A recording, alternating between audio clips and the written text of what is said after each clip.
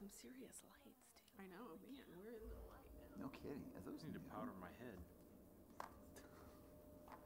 This bright light will, my head will cause a problem. Hope they have a filter.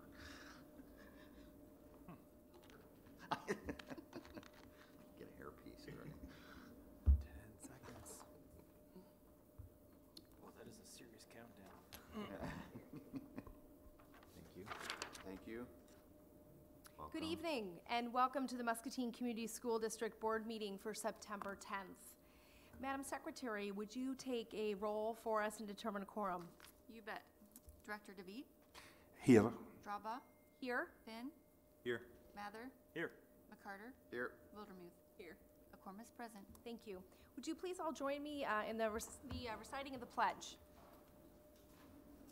I Pledge allegiance to the flag of the United States of America and to the republic for which it stands, one nation, under God, indivisible, with liberty and justice for all.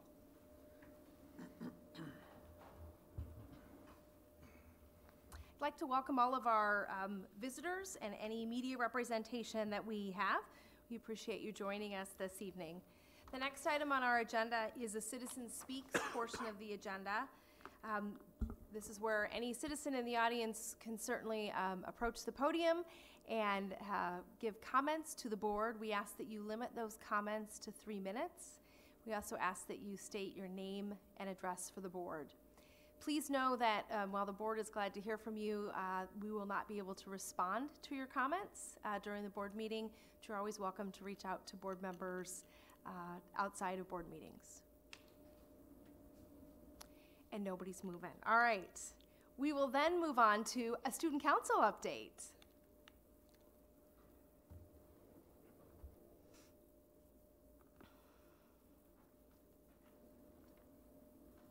Hi, I'm Tess Frombuler. I'm Student Council President this year.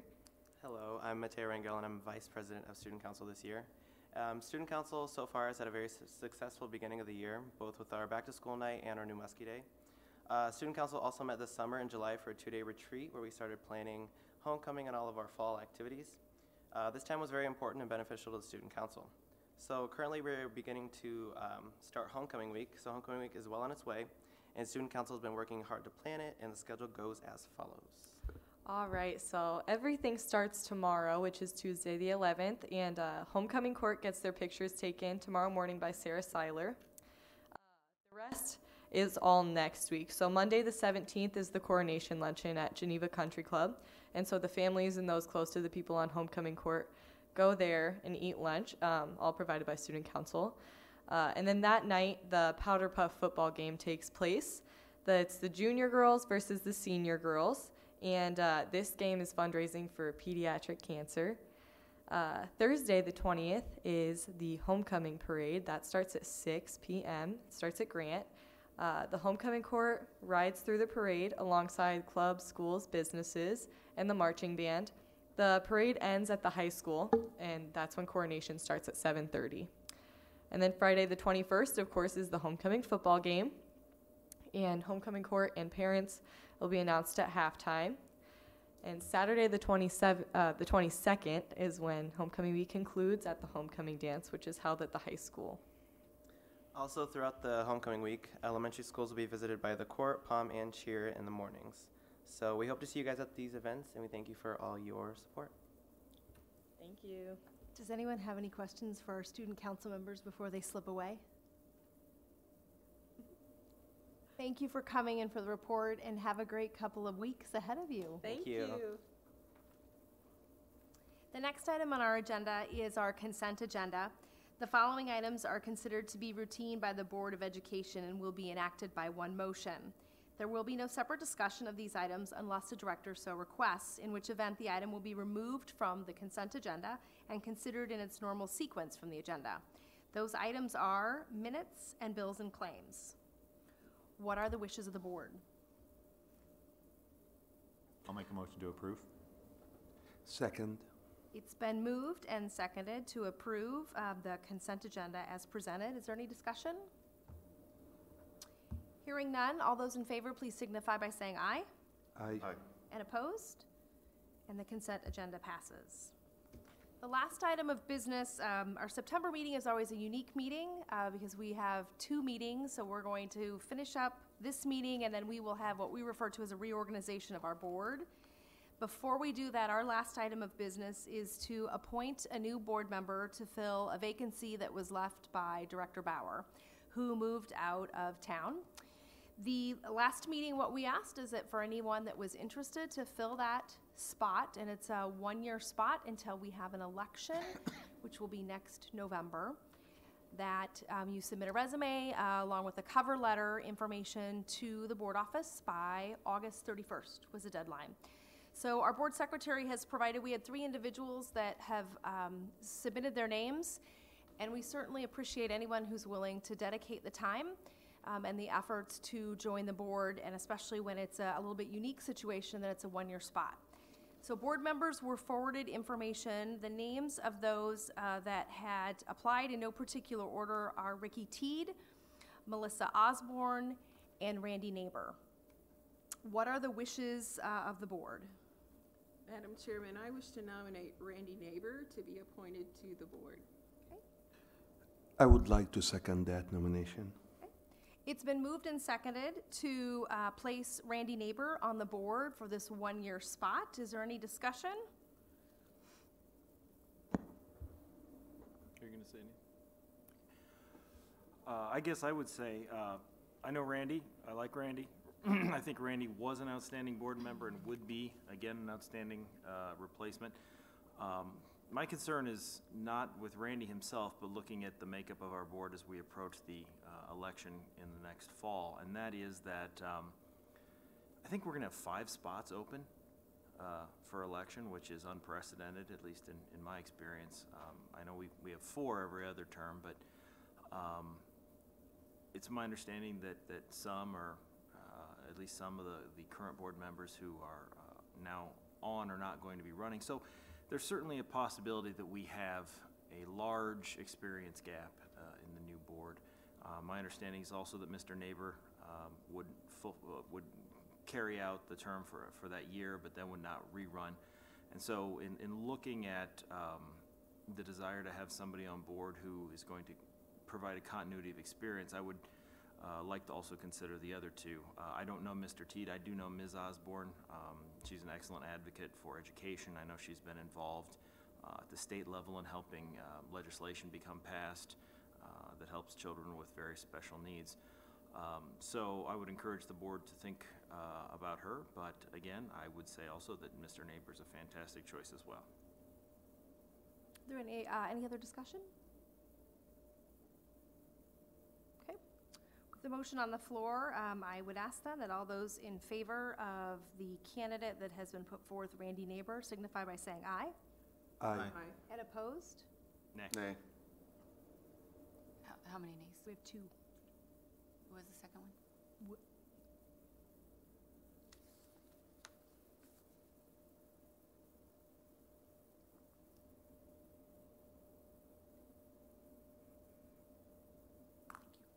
Okay. So the motion carries. Again, I would like to say thank you very much for those that submitted their names. That is not, it's not an easy decision to make, and I'm sure it was not made lightly. Director Mather brings up a good point. We will have an election in another year. I say November because with this election cycle, school board elections will now be held at a little bit different time than what they have previously been held. So November of 2019 is when that election will be held. So I certainly hope that our candidates will consider as well thinking about that spot, running for those positions in November. The new board member will actually be sworn in at our October meeting. So you will see Mr. Neighbor will join us at our October meeting, excuse me. Actually, the new board member will be sworn in later this week, and then join the board for the meeting in October. Thank you. So sworn in later this week. So our board secretary will be contacting him for that, but will be officially joining the board then in October. The last item then that we have of this agenda then is for a motion for adjournment of the retiring board. So moved. Second. It's been moved and seconded. I am going to assume that there is no discussion. All those in favor, please signify by saying aye. Aye. And opposed? And the motion carries. Okay, so I would like to call the annual meeting to order. And our first item of business is the election of board president and vice president. I will ask for nominations for board president. A second is not required. If there's only one nomination, we will need a motion and a second to cast an unanimous vote for board president. If there are more nominations, a motion is needed that nominations cease with a second and the ballots be cast. I will administer the oath of office to the board president and turn the meeting over to the president for election of the vice president. The process for electing the vice president is the same. The president or myself will then administer the oath of office to the vice president at that time. So after all of that, at this time, I will entertain nominations for board president. Madam Secretary, I would like to nominate Tammy Draba for board president.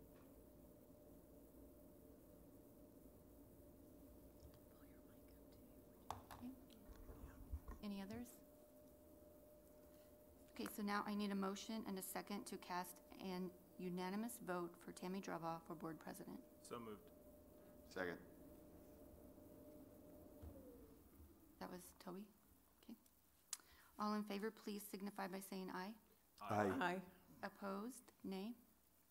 Motion has passed. Tammy is our board president. Thank you. So I will now administer the oath of office to you.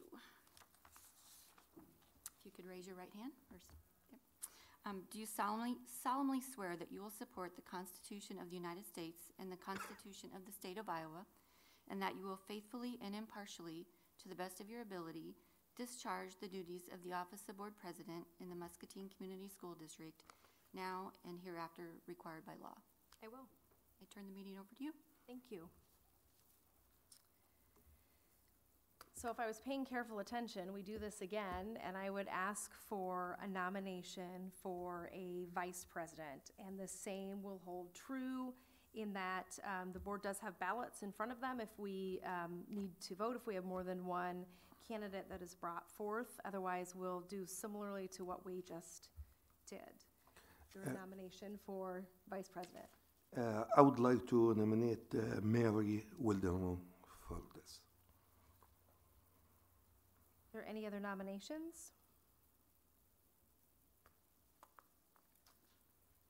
Hearing none, I would entertain a motion then to place Mary as vice president, casting a unanimous ballot. So moved. And is there a second? I'll second. It's been moved and seconded to put Mary Wildermuth as vice president. All those in favor, please signify by saying aye. Aye. And opposed? And the motion carries. Congratulations. Thank you. Madam Secretary, would you be willing to administer the oath? You bet. Raise your right hand. Do you solemnly swear that you will support the Constitution of the United States and the Constitution of the State of Iowa, and that you will faithfully and impartially, to the best of your ability, discharge the duties of the office of Vice President in the Muscatine Community School District as now and hereafter required by law? I will. Congratulations. Thank you. As part of our annual meeting, we have then several pieces of information that need to be done next. These can either be done individually or they can be done all in one motion. I will walk through what these items are, and then the board can decide what their wishes are and how they would like to take each one of these. So as listed in your agenda, we would appoint Lisa Mosier-Bunn as our board secretary. We would appoint Tom Anderson as board treasurer. We would designate First National Bank, CBI Bank and Trust, Community Bank, all of Muscatine, as official depositories of district funds in the amount of $15 million each. We would appoint Stanley, Landy, and Hunter Allers Law Firm and Lynch Dallas PC as counsels to represent the school district in legal matters on a timely basis. Designate the Muscatine Journal as the publication of record. Designate Bonesack and Frommelt as auditor of record. we would approve the statement of the board's review and support. There is additional information in your board packet about that. Reviewing includes discipline policies and then co-curricular and extracurricular programs. And the last item is appointing the district compliance officers. Multiple items. Again, this is something we do each year as we reorganize. What are the wishes of the board? Madam President, I move that we appoint, designate, and approve all of the foregoing all at once. It's been moved to appoint, designate, and approve as presented. Is there a second? I second that. Is there any discussion? Just as a point, I have had some folks ask, we have 2 newspapers in town, and by statute, the publication of record has to have at least 50% of their papers be paid subscription in order to be qualify as a paper of record. So the board is not just randomly choosing the one over the other. It is the only one in the community that meets all the criteria. Good enough. Okay. Any other discussion? Hearing none, all those in favor of appointing, approving, and what was the other word you used? Delegating? Delegating. Designating. Designating, there you go.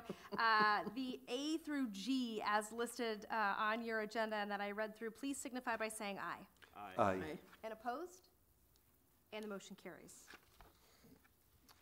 Our next item of business is under organization of the board, and there is a board meeting schedule for September of 2018 through November of 2019. Again, that just call your attention to that change of November 2019.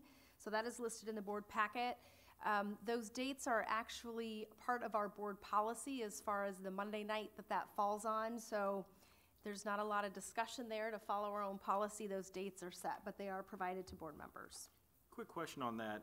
With the change going to elections, will that change the date of our organizational meeting? Yeah, it'll be in that November. It'll Okay. need to be in the November Thank you. meeting. And then that particular November meeting, if I remember correctly, then falls on a third Monday. Is that correct? Which I think is noted in the board book as well, but that does fall for that purpose a little out of sequence of when we would normally have that. So, and then the next year it'll all feel like business as usual because we'll be back to a full 12-month cycle as we move forward. The next item that we have on our agenda then is our board assignments. So we have a few items that come up. Again, these are happen each year. The first thing that we need to do is for the Iowa Association of School Boards, they need a delegate for their delegate assembly, which will be in November.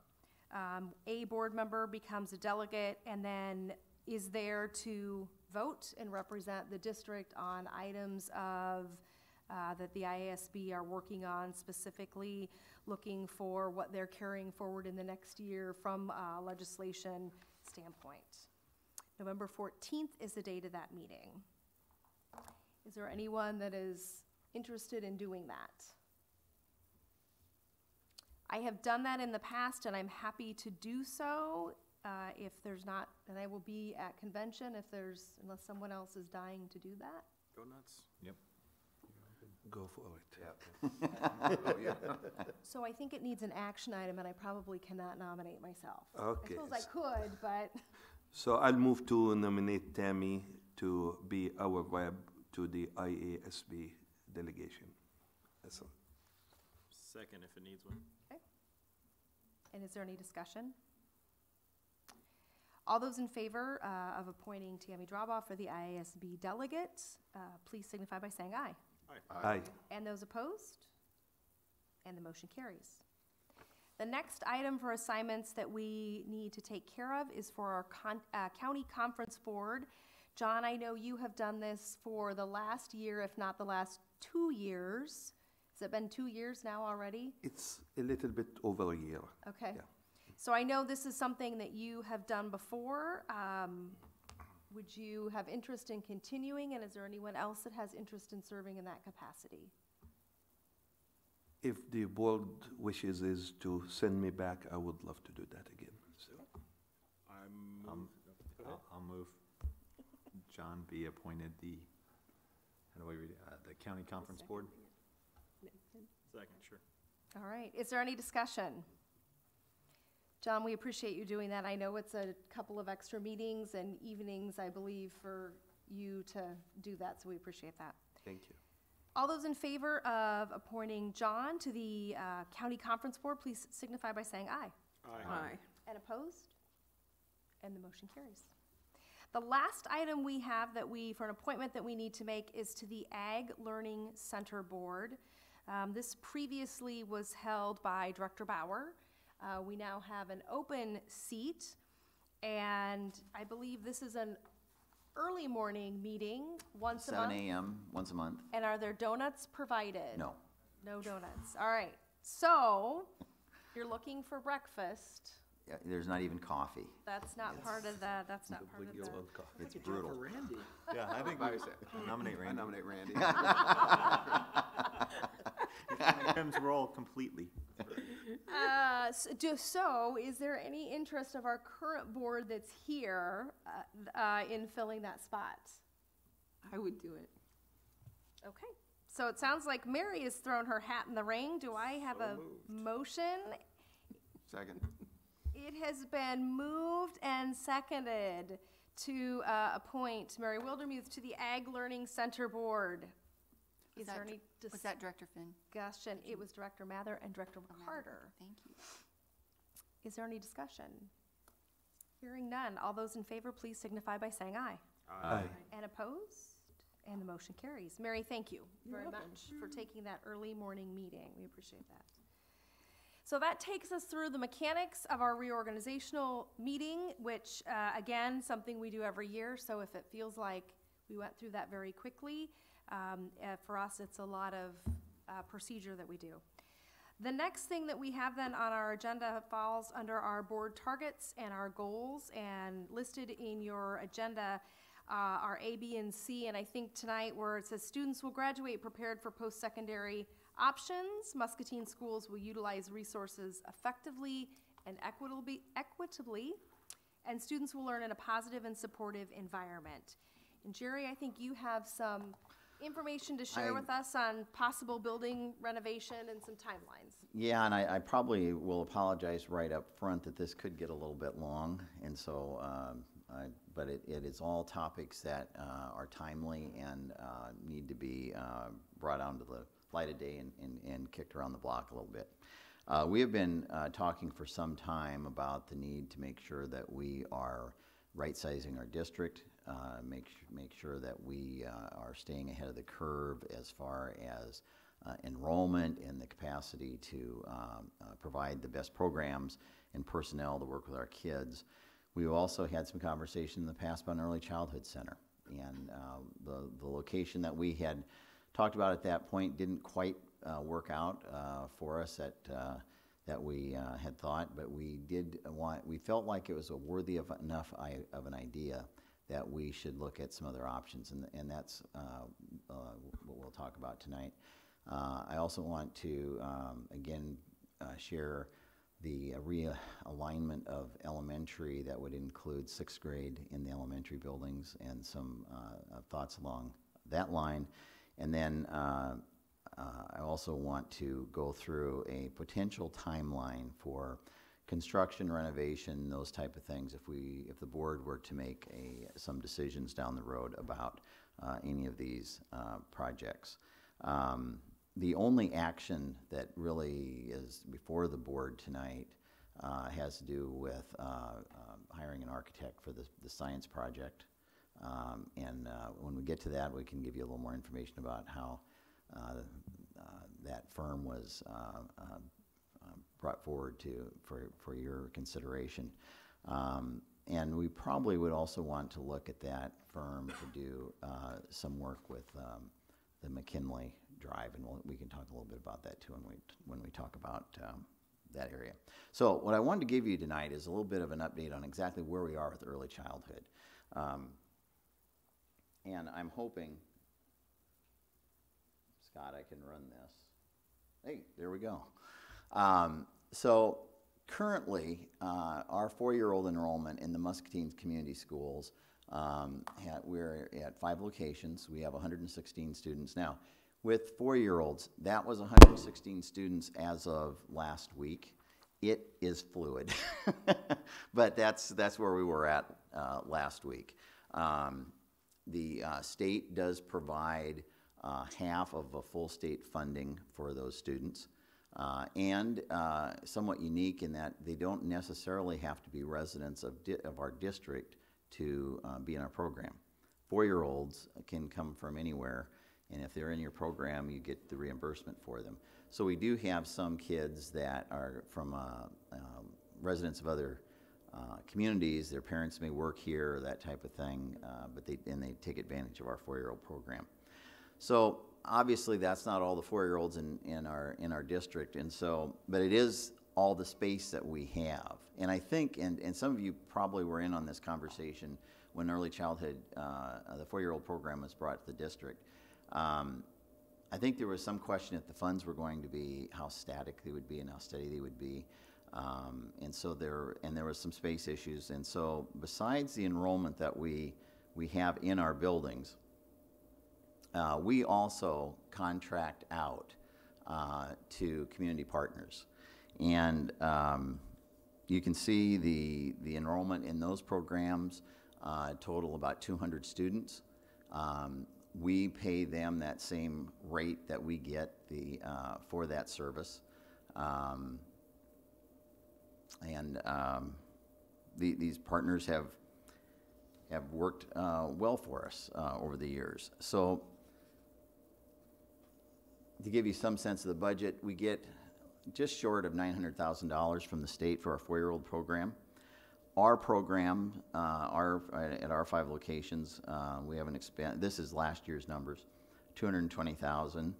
And then those other, the contracted amount for our community partners comes to a little over $580,000.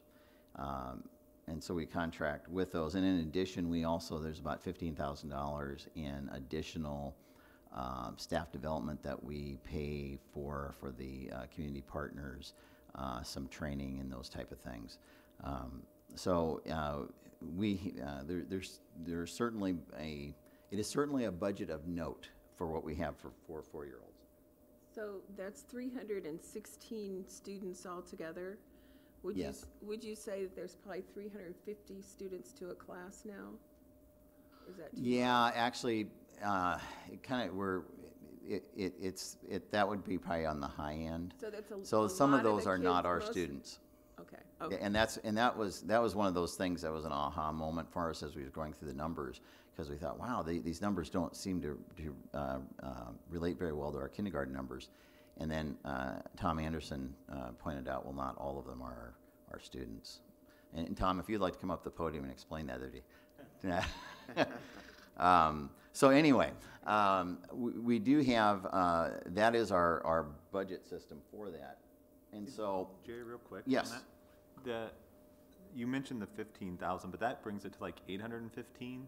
Is there another 80 or so somewhere 70 or 80 somewhere? Typically, we carry over some statewide voluntary money, because if we don't spend it all, we have to carry it over, and that's, I want to say, around 35,000 or so. And I believe I reported to Jerry all of our salary and benefit costs that come out of statewide voluntary. So there would be supply costs, there would be the testing, the required testing, I forget the name of it. So there's another 10% or so. There's more than that. That totals up to that 892. It just, those Right, numbers didn't plus- add up. right, Those you're didn't, right.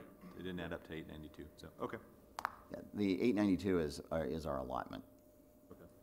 So as we have been looking at, well, what would be a good program for our system? I think there is some merit for us having the conversation about a consolidated 4-year-old program where most of our 4-year-olds would be in one location. We would like to be able to take a look at it, being able to provide a program that would not only have a preschool program, but also wraparound care. And this is one of the things when you talk to folks in the business community, when they're trying to recruit people, when they're trying to retain people, having this additional service can be a real benefit. It is also would be a great benefit for our kids if we had the opportunity to have our 4-year-olds for the day, I think there would be a large number of those that would be really ready for kindergarten, and we could really have a great experience in our system. So what we've been talking about is we really don't have the resources to build a early childhood center, nor even if we did, I wouldn't necessarily recommend it right now because of our enrollment situation. But we have talked about, well, what if we used one of our existing elementary buildings, which would allow us to use a facility. We would be able to maximize that use and keep it viable. And so the building that we have looked at for a number of reasons would be Colorado. It's the smallest building in the district, smallest size-wise. And we looked at some other opportunity. We looked at Madison, but Madison's building is really large, and would be good to have that as an elementary site. We looked at Franklin, but that would really leave the south end with a void. And also it has some space that could be utilized in an elementary setting.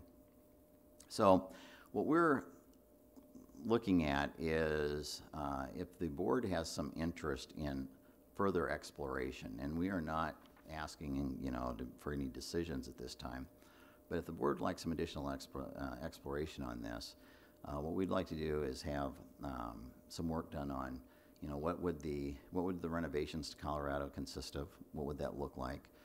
Is there enough space for the numbers that we have, and what would those spaces look like?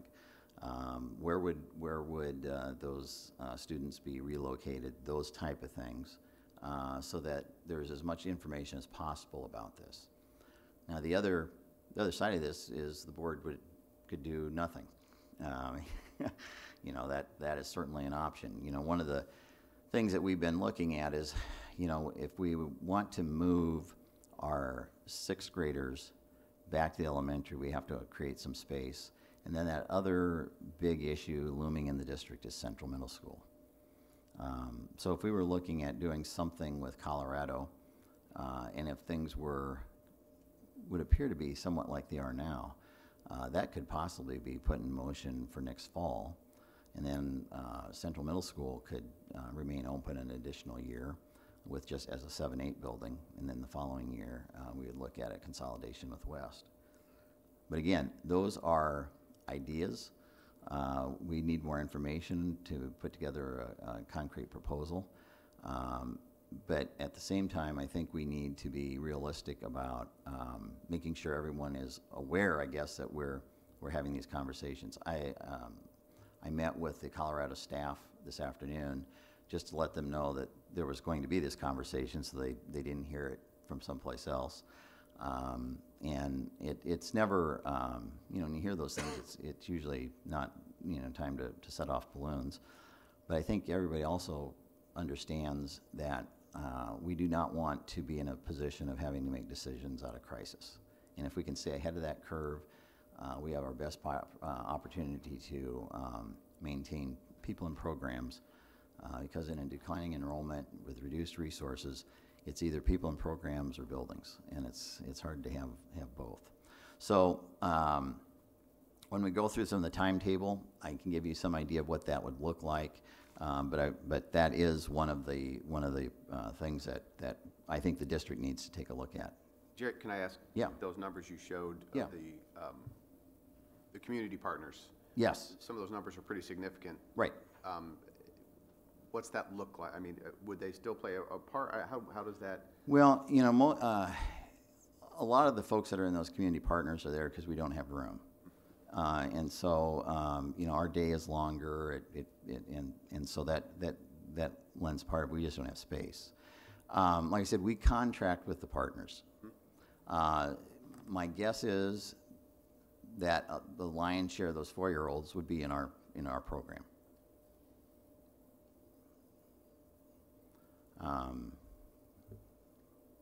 Okay. But it'd be my guess. And I want you to repeat what you said about being able to do some of this next year. What part of this were you saying?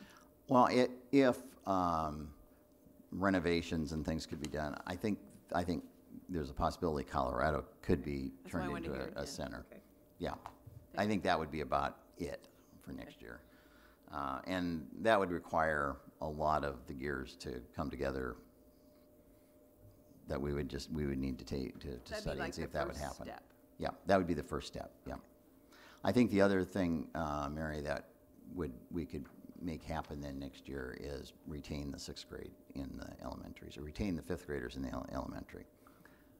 That would probably make the most sense. And that's the one that I probably hear the most positive feedback from parents, is that they would like to see that happen So 6th graders would be in the elementary? in the elementary buildings. They would have been the previous year's 5th graders? Correct, Yeah. yes. 6th graders being retained, what would be the format of their classroom instruction? Would it be like the rest of the elementary with one teacher more or less all day? You know, that's a good question, Nathan. I think that's one of the things we would need to look at. And got a great segue to this next slide. There's been North Carolina did a fairly heavy study on the effects of the difference between 6th graders in an elementary building and 6th graders in a middle school building. And what they found is that for 6th graders, academically, when you go from having one teacher to having 5, 6, 7 teachers, that you're adding a lot of transitions into a day that they have some difficulty handling because of where they're at developmentally. Plus, you throw in a greater amount of freedom, independence. You're creating an environment that may not be the best for kids at that point. The research showed that there was a negative impact on 6th graders in a 7-8 building with the older kids. And it's not that those older kids are evil people. It's just that they're older. They're at a different place. What they found is that 6th graders in middle schools seem to have higher incidences of introduction to drug and alcohol and other activities than kids that remained in 6th grade. Discipline-wise, and that's the one that I found really interesting, is that it's almost twice as many kids in 6th grade in a middle school had disciplinary issues than those that remain in a 6th grade setting. And that trend tended to continue through 9th grade. That also affected attendance and test performance and high school graduation. One of the reasons so many places have 6, 7, 8 buildings is because of space. I mean, that drove more of it than some real sound educational planning. But I think when I look at our community, look at our kids, I really do think being in a building that can be a little more nurturing than what, not that our middle schools aren't nurturing, but they are different than an elementary building, that there could be a real benefit for that. So, Nathan, I think to answer your question, we would not want 6th grade in elementary buildings to look like a mini middle school.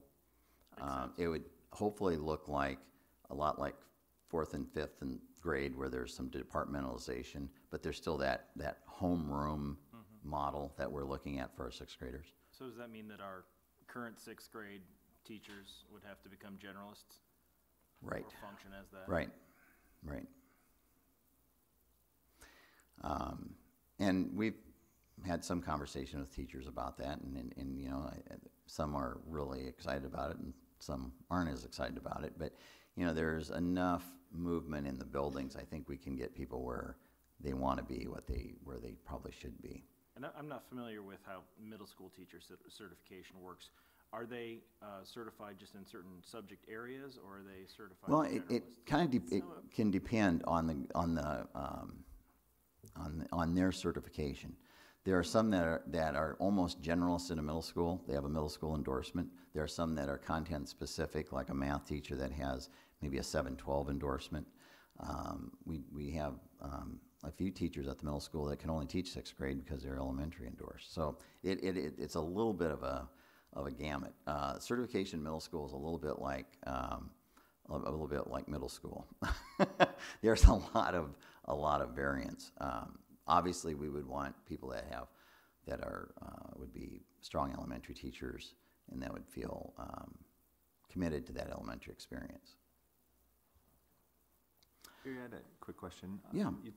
I know you have this up here for sixth grade staying. What are the benefits of sixth grade being in? I mean, I know you benefits of mentioned being in a space. middle school. Yeah, Yeah. I know you mentioned space, but I think, one of the things that everybody had hoped would happen in middle school, and not just in Muscatine, but everywhere, is that there's going to be all these choices for kids, and they'd be able to take, all kinds of different electives, and they'd be able to do all these different kind of activities. And I think that happens to a degree, but not to a degree that I think it's as impactful as you would hope. And I may be a little off on this, but I'm not sure our kids get that many choices. I think they get assigned choices, which is not really a choice. And so I think the trade-off on that right now is that I think we have some kids that developmentally need one more year of someone, for lack of a better, kind of mother handing them. And now I'll also speak as a father. I think some kids, and particularly, I think there's an advantage that kids are not put into social situations that put them into positions that are going to take away in their childhood. I'm a big advocate for let children be children as long as possible, because the period of time after childhood isn't all biscuits and gravy. Let kids, be kids. Let them have that sense, and let's not turn them into adults before their time. And if I may say that, I do agree with that, because I think this one extra year in elementary school can have a magical effect on those students at this particular age. And back to what Nathan mentioned about, the structure of the teaching and so on. I mean, my kids are in 4th grade right now, and they have 3 different teachers that teach them, one for math, one for English, one for science, and so on. So I suspect at 6th grade, definitely it will be, also options like that, and it will not be just one teacher teaching all subjects. So, but I think it's I, as a person, look at this particular step of the whole plan as a very positive step that will hopefully eliminate a lot of social problems with this particular group of students at that particular age. I see the benefit of doing that. This certainly is a plan that needs a lot of fleshing out yet, but what it felt like the time to have this public conversation, and if there were real concerns about it, we would look at something different. If there was not, if there seemed to be some support for it, we would continue and gather the data. So when the board does make a decision, you have as much information as possible. So, a potential timeline, and this is what is probably will take a little bit of time to go through, because what we wanted to look at is, okay, so we're in September of 2018. We're talking about a lot of things going on in our district. We're talking about science STEM labs. We're talking about a possible early childhood center. We're talking about 6th graders moving back. We know we have a high school stadium project that has to be done. We know McKinley needs some work. We know West is going to need some work, and West is certainly going to need some additional egress to help with traffic. We know McKinley is also going to be in that spot. So I wanted to kind of walk through. This is not necessarily cast in stone, but what this is, give you some idea of how all this could fit together. So September, what the board is going to be asked to act on is to approve the Leggett architectural firm to move forward on our science STEM project at the high school. And I'm going to go ahead and I'm just going to go ahead and give some background on this now rather than waiting. We had, I think, 13 firms submit an RFP. We used a scoring guide, a scoring rubric to go through each of those. Jeff Miller, Tom, Becky, Mike, and myself went through those, scored those, And we took the top two, which was DLR and Leggett, and brought them in for an interview, specifically asking them about what would be their thoughts about what is our best move forward with science and STEM. And from that, Leggett really stood out. They've done some work with this. They've been recognized nationally for their work. And one of the things that really resonated with them, and DLR also made this point, new construction, if we were to build a new science addition to the high school, the cost isn't that much different than renovating. And you get what you want. You get what you're looking for. You can get your STEM area, you can get your science as you want it. What they brought up was your additional cost is that you've added space to your building that has to be maintained, and that's an ongoing cost. So something that we have kicked around with this is that in order to negate that, because I really think a new science wing would be a great marketing tool. It'd be a great thing for our kids. It'd be a great way to say how important science and STEM are in our community. In order to negate that additional expense, we'll have some additional space at the high school with the science moving out of their area. And my recommendation is that we would move the board office to the high school and then sell that property. That does a couple of things. One is that I think would be pretty valuable property. It's right there on Mulberry, and I think there's a lot of potential there for development. It reduces our overhead cost, and I think that's important. And the other thing that I think has some value is that it brings the district office to the high school where there's kids and there's a greater connection. And I think so. I think there's some benefits with that. But that would negate the additional cost of the new area, and again would have the effect of taking that piece of property off our fixed costs. And it's a fine building. I don't know if it's a 20-year building. It has some issues, and so that would be one option with that. So in addition to that science this summer or this September, what we would want to do is to ask Leggett to also look on our property about putting in a traffic circular drive off Fulham, which would help reduce traffic in that West McKinley area. All of that is on our property. We've had some initial conversation in the city, and we'd have to get permission for curb cutting, but that doesn't seem to be an issue. It really probably wouldn't be an overly expensive project. Could really, I think, help with drop-off and pick-off times. Because if you've ever been to McKinley, that drop-off and pick-off time, I'm sorry. But I would also say that's the case with most elementaries all across America. But that could really help. And I don't think it will take a lot of work to get that done. And I would recommend that Leggett be tasked with that also. Then what we'd want to do is start looking at, okay, if this early childhood center would be placed in Colorado, we need to have some folks come in and say, will it meet code? Will it meet and when I say meet code, meet early childhood center codes, and what would those be like, and all of that information. And then get to and involve our preschool teachers, take a look at what they would like to see in that system. And then I think the other thing that we'd have to do is start looking at, if we were to expand our time with those kids, what would that look like? What would the cost be? Because it needs to stay within that state allotment. Because Tom, correct me if I'm wrong, but we cannot use general fund money to support the 4-year-old program. Is that correct? Just our statewide voluntary money. Yeah. So that's the other thing that we would have to look at. We also have to take a look at, make sure we have space for our 5th graders, what that would look like. We would,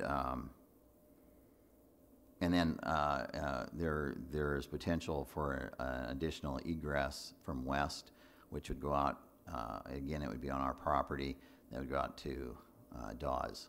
That would, again, give another area for traffic to flow through and alleviate some of that traffic. So that's September, so there's not much going on in September. This fall, then, what we'd like to do is actually get started on construction of that circular drive in McKinley. And also, we would like to get started with having some folks look at what is McKinley going to need for renovation. Because their gym is too small, their kitchen's too small, their cafeteria is too small. And they could really handle a couple additional classrooms.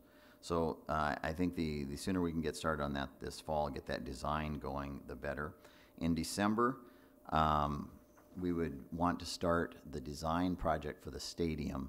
And one of the reasons we want to get this started relatively early is that we have $1.5 million set aside for that project. If there's going to be more than what we've kind of looked at, which is the press box and seating, there would need to be some fundraising, and so that gives a little bit of time to get that process going, and see where that's at. We would also want in December to have the science project ready to go, or the design phase completed, so that in January the board could approve that. We could have the hearing, the board could approve that design, and we could start letting bids in January. And then we would also look at the approval of that McKinley project. In February, we'd be looking at completing the circular drive, and I am not a construction person, but I've been told that can be done through the winter months, that particular kind of project. In March, the board would approve the stadium design project, and that would be put out for bid. In May of 2019, complete the West Middle School egress, and the construction at McKinley would begin in May. In June, we'd begin the science STEM, and one of the advantages also of a separate facility like that, there's no disruption for the year for science. They can use the old science labs until the new are completed. So that's also an issue. So in June, we'd get that started. We'd also get started with the stadium project. In August, the preschool could begin at Colorado. Fifth graders would be at the elementaries. And then a year from that point in time, we would be looking at central closing. So the reason I think there's some value in having some timing on that, if we do the Colorado project and we do the sixth grade realignment, that's a lot of moving parts, and you have a lot of plates in the air, and we don't want any of them to drop. And I'm a little concerned if we're trying to do that and do one middle school, that it's going to be a little bit burdensome. So you'd have a year where West and Central would just have 7th and 8th grade, which would be a great time for those two buildings to really work on some coordination and transitioning activities. And then that following year, you only have one grade that's transitioning. It'd just be because 8th grade would be moved up to high school, and you just have the 7th grade. And then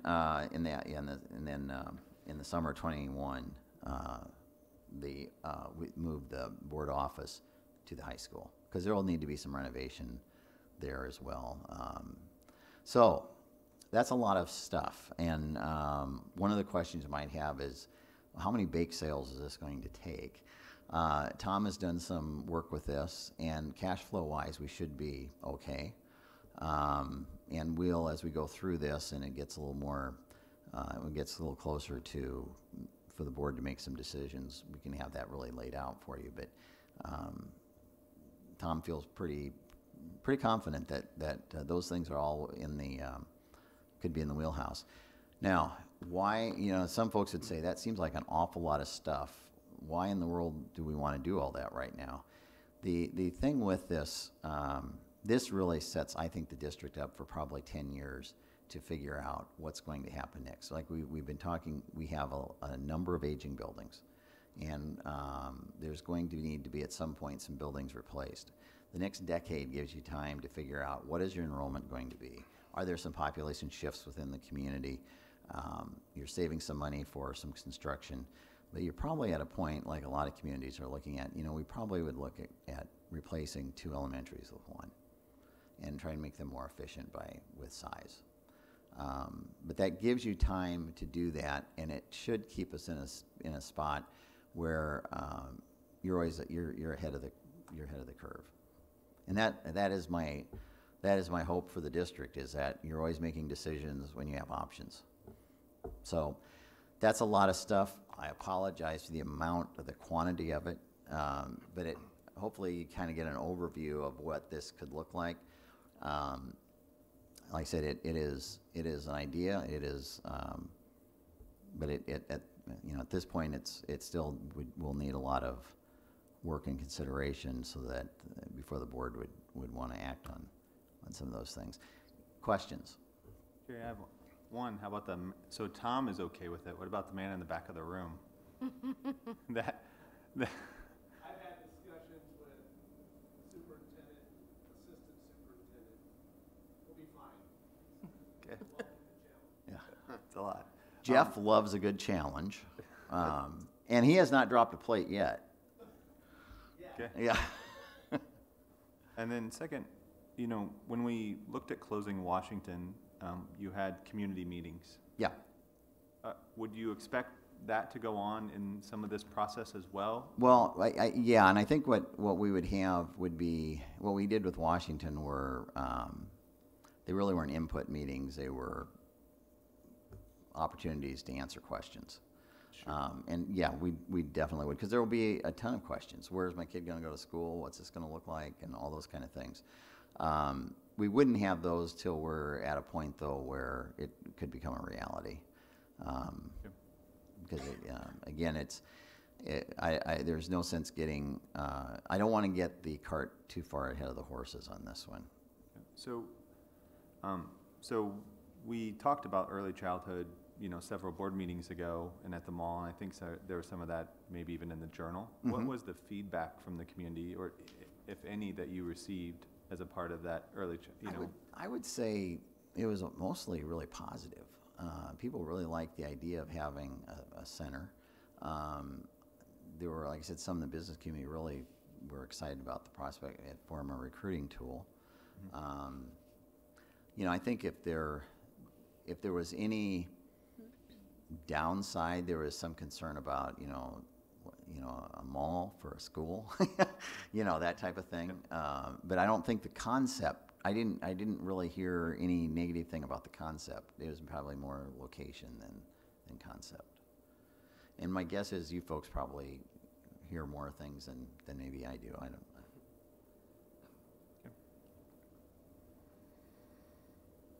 Any other questions? Jerry, I agree with McKinley, because I've got a daughter that goes over there right now. Would there be any sort of disruption if construction were to start? Is there a benefit to starting now versus in the summer when nobody's around? As far Or as is it circular drive? I mean, all of yeah, that. there shouldn't be a disruption for the kids, because it's down away from the building. Oh, okay. So I don't think that'll be an issue.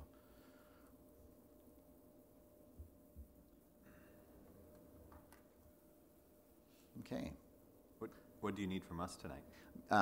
All I need tonight is, selection of an architect for the Science STEM project, and hopefully include that, the task of the circular drive with that. I guess the only other thing I wanted tonight was if the board feels like, we're not wanting to go down this road, kind of have that conversation now before we have a lot of people do a lot of work with it. And I've said, our job is to bring options, and this is an option. So, I mean, from my own perspective, I think it's a great option. It looks like a lot, right? And if you just carved out a couple of the projects, that still seems like they're reasonably sized projects. It is, and part of the problem is they're so interconnected.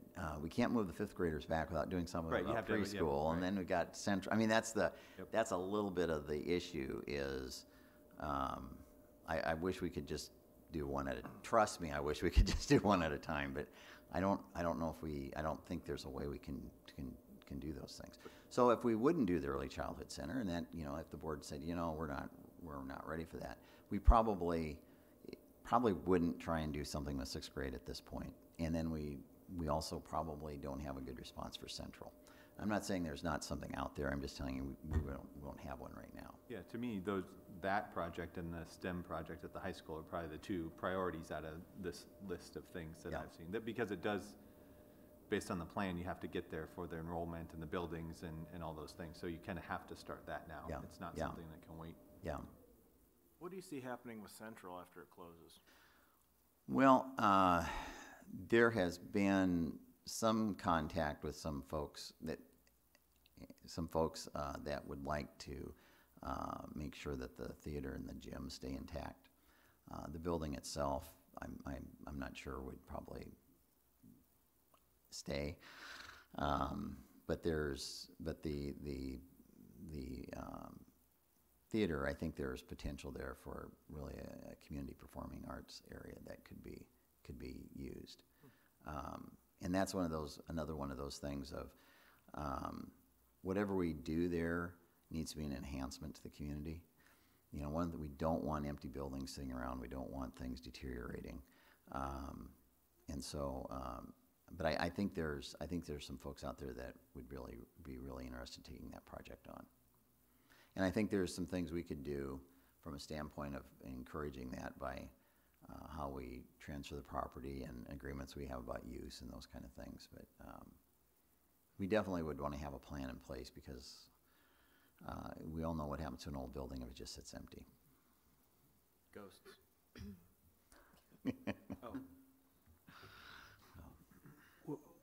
Are you done? Okay, I'm sorry.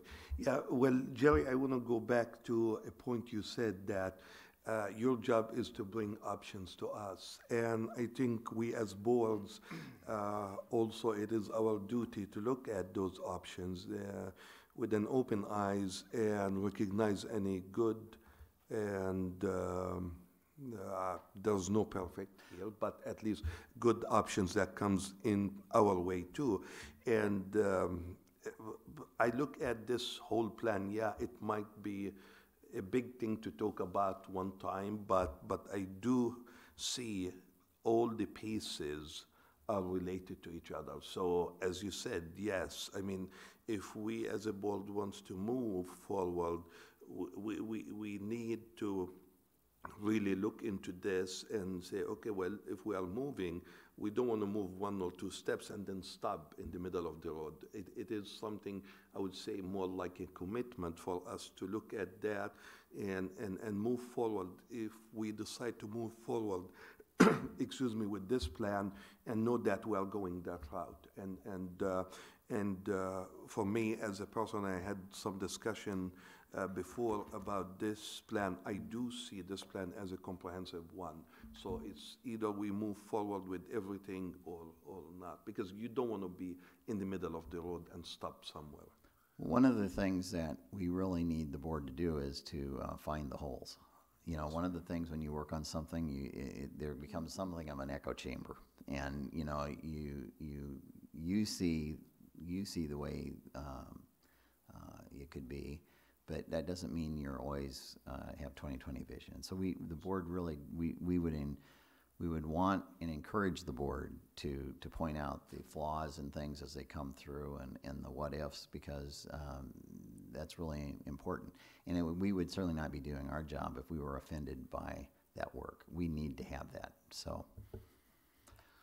Jerry, the one other thing that you touched on a little bit, and as this plan becomes a little bit more solidified, is communication will be a huge piece to Yes. this, both with students, with parents, and especially our staff. I mean, this is probably about as much change all at once as I've seen in my 10+ years, and so it will require us all talking a lot about these pieces. But to your point about we got to get a little bit further down the road to make sure that everything fits together the way that it's laid out to do that. But I know that's also on your radar. Yeah, and there's been quite a bit of internal conversation, at least, you know, as far as Central is concerned, that, you know, that there's going to be at some point a change.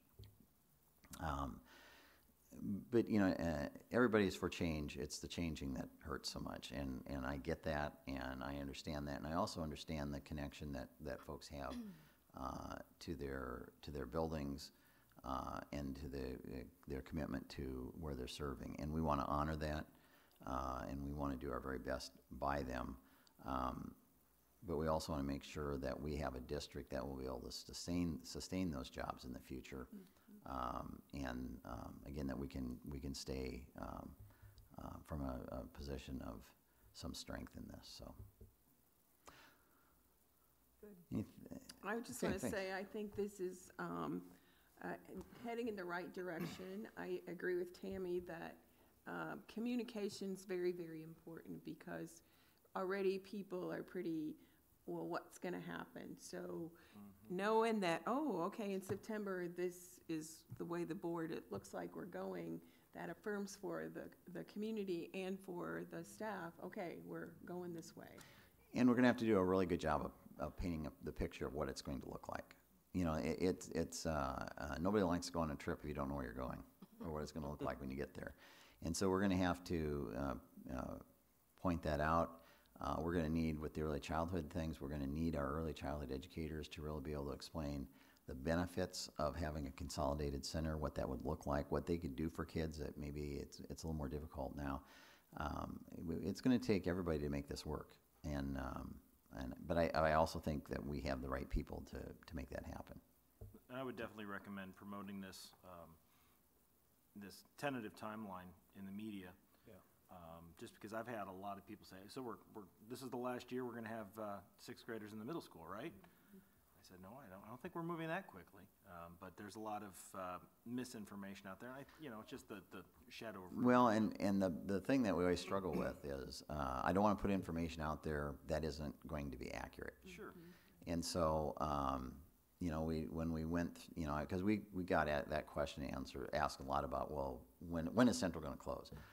Well, as soon as there's a viable alternative for that, right, which we still have to work through. So, to put this too far as this is what's going to happen, I think we need to go through some steps. Yeah. And maybe have big draft possible. Don't do your vacation plans around this time schedule, but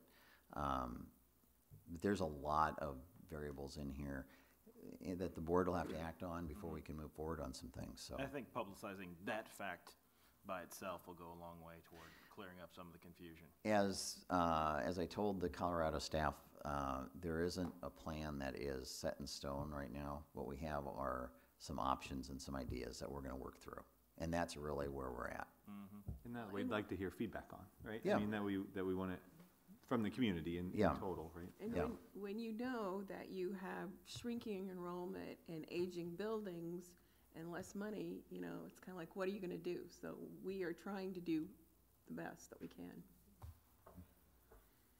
Jerry, thank you to your staff. This has been a lot of, there's a lot of work here. I'm guessing that the whiteboard in your office has had multiple renditions of drawing and crossing out and starting over, so I appreciate that. And I also would echo Erin's comments about we need the feedback of our community, and probably most importantly right now I'm thinking about our staff. I know we're going to ask for some really, really big changes and some changes that we don't, as we've all just said, we don't know exactly what that's going to look like, but we appreciate what you do for our students every day, and give us your feedback so we know that we're not missing anything. All right, that really is our heavy lifting, I think, on the agenda. Good conversation. Our next item is these are our action items. So the following items are considered to be routine by the Board of Education and enacted by one motion. There will be no separate discussion of the items unless the director so requests, in which event the item will be removed from the consent agenda and considered in its normal sequence from the agenda.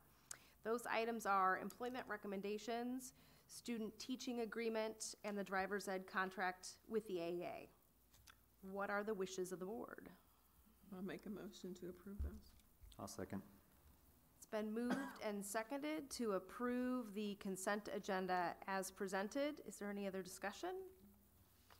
Hearing none, all those in favor, please signify by saying aye. Aye. And opposed? And the motion carries.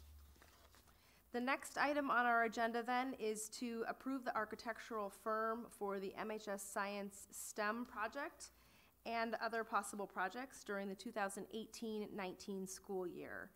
And Jerry mentioned part of what that process was, from 13 firms down to shortlisted through, it sounds like a rubric that was used, and your team is recommending Leggett Yes. as the architectural firm to move forward with. Yeah, they have an office in the Quad Cities, which is nice for their proximity. Their home office is in Illinois. They've done quite a bit of work in the science STEM area. And what was impressive were their ideas for what it could look like. They went beyond just a renovation and really took a look at what would be something that would be cost effective and dynamic. Okay. What are the wishes of the board? I will move to approve the architectural firm for MHS Science STEM project and other possible projects during 18-19 school year. Is there a second? I'll second. And just to clarify, this is not on the spend, there's not a dollar amount attached to this, but appointing the firm. Is there any discussion? I had one. So the new PE facility at the high school, we had an architectural firm look at the original phase of that and the costs of that, and we went with something that was much more cost effective. Yes. Will this firm take into consideration alternatives like that in their? I think they will. Service? They would definitely take into account what that might need, what we would want that to look like. Yeah, yeah. I think their concern there are more is expensive ways to do this, and there are less. And yeah, just so we don't get in, because I think we kind of moved away from that firm after we realized the cost potential. So it'd be nice not to have to restart, but have those thought through. We've been pretty clear with them what our budget is, and that it has to stay in that budget. Okay. And so. Okay. I just don't want to get in that. And similar I think they situation. had some realistic ideas about what that cost would be. Okay. Any other discussion? Hearing none, all those in favor of approving Leggett as the architectural firm for the MHS Science STEM project and other possible projects during the 18-19 year, please signify by saying aye. Aye. And opposed? And the motion carries. The next items on our agenda are for discussion and information, and we start with early retirement. And Jerry, I'm going to pass that to you. It seems, it may seem like really early to start talking about this. However,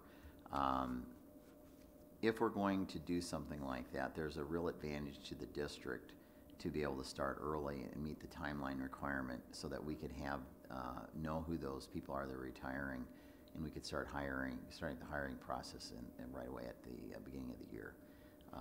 Best candidates go quickly. The sooner we know who would not be coming back, it enables us to really take a look at are there some changes in assignments that would be healthy for us, and what our replacements need to be.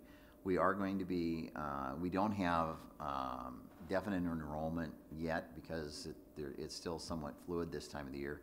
I think at our last count, we were about 12 students off our estimation, which when you think of almost 5,000 kids, 12 kids is pretty good. But the downside is we'll probably be down somewhere $300,000 and $350,000. Hopefully it's at that, not more. But we are going to be down again. And so when you have inflation costs that are around 3 to 3.5%, and state increases of 1%, you have to somehow do some things to try and make that work. So I guess the question I wanted to bring to the board tonight was, if the board wants to consider that. We have, in the past we had looked at having a threshold of enrollment drop before we offer it. And I think at that time that made a lot of sense. With what appears to be, and I think we'll have a relatively small increase again, with these steady decreases in aid, I think we probably need to look at every possible way to save on the general fund. So there's about 128 employees, and that's everything from teachers to custodians, food, nutrition, bus drivers. There's about 128 that would qualify. That certainly wouldn't mean all 128 would take it. But we have had savings each year that we've done that. So we'll have, in October, we'll have idea exactly on our enrollment status, and we'll certainly bring that to the board so you know where we're at with that. But my recommendation would be in October that it be an action item for the board to act on for early retirement. And that way we could have that, like I said, that information about who's coming back at the beginning of right away in January. There's I want to say 45 days, Tom, Jill. It's 45 days from the time it's announced. You have to get until you can have them submit their paper. So that would give them Thanksgiving to talk things over and that type of thing. But the earlier we can hire, the better off we are. How do we think it did last year? Tom, do you know? I don't have it. I would I would say I don't think last year's any different than in the past. It's been a significant savings for us. I want to say maybe $250,000. Does that sound maybe feasible, Tom? Just make up a number. That's what you just. Tom will make a number up. Yeah, that's not. He Tom. would. That's he not would. Tom. He couldn't do it. No. He could not. He would He not. could not No. do that. No. He wouldn't even estimate. No. No. So Jerry, if you, Yeah. That's what we're trying to do, pull people in, right? Pull people in from outer years. How many years can we do that before we've pulled everybody that would have done it anyway? Well, it's now getting we're paying close. now we're paying extra. You think, well, and you bring up a really good point. At some point here, now we're down. There's 128 people out of 1,000 employees, whatever. So that number is getting smaller. That group that we have replaced these people with are going to continue to become more expensive. Mm-hmm. And so you're going to reach that point in time where it goes the other way, just because those folks are. And the other side of it is we want people to stay, and so that's the downside. I shouldn't say downside. That's what happens when people stay, is they become more expensive. But that will be over probably in the next decade or so. You're going to start to see personnel costs creeping up a little bit, just because people are staying and they're getting to be more expensive employees. Which is why it's so important that we right-size our staff and make sure that we do everything we can to make sure that we're maximizing our folks in positions. There's, with budgets, you have people, you have programs, you have buildings, and you have buses. Those are the big ticket items. And when things get tough, some of those have to go. And what we don't want to do, we want to make sure we keep people in programs, because that really affects kids. Yeah. Okay. Jerry, based on your past experience, out of this 128 that you mentioned, percentage-wise, what do you think? Just 25. We had 25 last year, and it's probably about the same number, probably. Okay. So it's not a very high number. Okay. Of the 128, 47 are certified, 81 are classified. Okay. Obviously, you're classified. You don't save as much on your classified folks as you do your certified folks, but there are potential savings. Any other questions for Jerry on early retirement? So we'll see that in October. Yes, and with more information. Okay. All right. Tom, Yeah, Will you tell us about July financials? yeah, sure. To the penny. So, well, it's right here in front of you, to the penny, every single fund. 126. And it's a one-page document this month, and it's July, so not a lot of revenue and expense in July, but a lot of cash transactions hitting our balance sheet because of our fiscal year end. A week from today, our certified annual report is due, special education supplement and transportation report, so we'll be presenting some kind of preliminary or unaudited financial position from June 30th, probably next month, and then start showing our month-by-month revenue expenditures like you've been seeing in the past, so. Any questions for Tom? Okay. That takes us to our announcements for the evening, and they are in your on your agenda, but I will just make a note of a few of these. The first one, our next meeting will be October 8th. It's our regular board meeting. We'll be here at City Hall at 7 p.m. On October 9th will be our progress breakfast. We'll be at the district facility at 2900 Mulberry. But Lisa, I have to ask what time we kick off. Do we kick off at 7:30? All right, so 7:30, October 9th, so if everybody will mark their calendar for that. October 22nd will be our board planning meeting, and we'll be at the Administration Center. October 22nd through the 25th is Parent-Teacher Conference Week. So for those that have students, I want to be sure that they're in talking with their students' teachers. And then October 25th, we have a 2-hour early dismissal. October 26th will be a no school day for our students. It's a conference comp day. And October 29th is a no school day for our students, a teacher in service day. Does anybody else have any announcements for the good of the cause? All right. Hearing none, thank you for great conversation tonight before we adjourn. There's a lot of big topics ahead of us, and a lot of you are volunteering for a variety of spots and a lot of things that need to happen. So we appreciate that, and Jerry, we appreciate your entire team for the work that you've put together on this timeline as well. I tell you, the district is very fortunate to have the people we have working in these spots. They've spent a lot of time and energy working on these things, and we're very lucky to have them. I feel very fortunate to be able to work with them. Good. All right, I would entertain a motion to adjourn. So moved. And is there a second? I have to sit here. Second. It has been moved and seconded to adjourn for the evening. All those in favor, please signify by saying aye. Aye. Aye. And opposed? And the motion carries. Thank you very much. It's a little too chilly tonight. Too long.